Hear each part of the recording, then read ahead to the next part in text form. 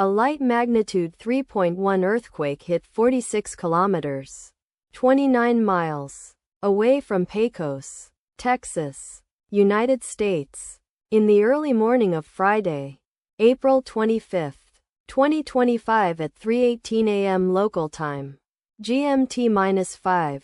The quake had a very shallow depth of 5 kilometers, 3.1 miles, and was not felt, or at least not reported so.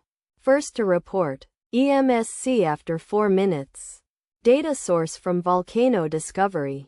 Did you feel it? Let us pray. May the earthquake that occurred not affect our brothers and sisters there. And may the earthquake not happen again. Amen.